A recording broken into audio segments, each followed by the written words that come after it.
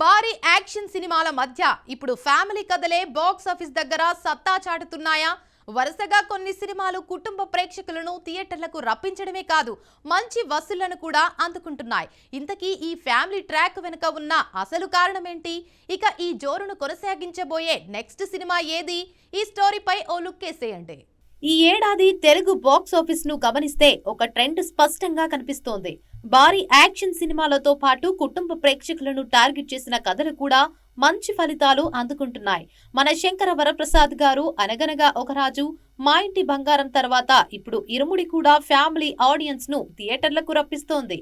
ఇక కథలు, హీరోలు వేరైనా కుటుంబంతో కలిసి చూసేలా ఉండటమే ఈ సినిమాలకు పెద్ద బలంగా మారింది. అయితే కేవలం ఫ్యామిలీ కథ ఉంటే సరిపోతుందా అంటే అస్సలు కాదు.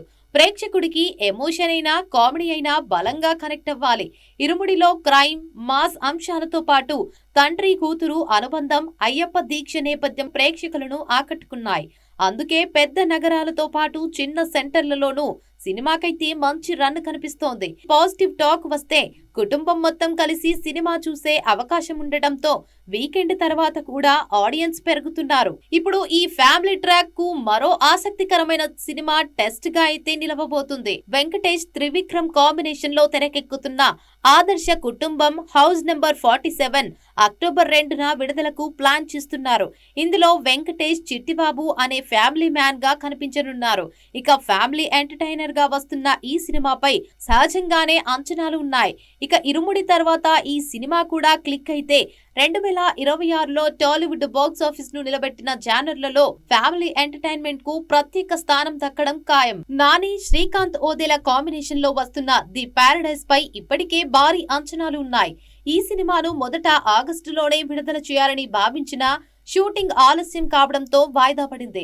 అయితే ఈ ఆలస్యం అనుకోకుండా రవితేజ ఇరుముడికి కలిసొచ్చింది. ఇరుముడి బాక్స్ ఆఫీస్ దగ్గర మంచి వసూళ్లు సాధిస్తుండటంతో ఇప్పుడు ది పారడైజ్ పై మరో చర్చ మొదలైంది. సినిమా విడుదలకు దగ్గర పడుతున్నా ఇంకా షూటింగ్ బ్యాలెన్స్ ఉందనే వార్తలు వినిపిస్తున్నాయి. దాదాపు మరో 2 వారాల సమయం షూటింగ్ కే పట్టే అవకాశం ఉందని సమాచారం. ఇక ఆ తర్వాత పోస్ట్ ప్రొడక్షన్ తో పాటు అనిరుద్ధ్ రీ రికార్డింగ్ కూడా పూర్తి చేయాల్సి ఉంటుంది. ఇక అనిరుద్ధ్ ప్రస్తుతం వరుస ప్రాజెక్టులతో బిజీగా ఉండటంతో ఇంత తక్కువ సమయంలో వర్క్ పూర్తి చేయడం మేకర్స్ కు మరో సవాల్గా మారింది. అసలు సమస్య ఇక్కడితో ఆగడం లేదు. షూటింగ్, పోస్ట్ ప్రొడక్షన్ పనుల మధ్య ప్రమోషన్స్ కు ఎంత సమయం దొరుకుతుందన్నదే ఇప్పుడు ప్రశ్నగా మారింది. ఇటీవల విజయవంతమైన సినిమాలకు 2-3 వారాల ముందుగానే భారీగా ప్రమోషన్స్ జరిగాయి.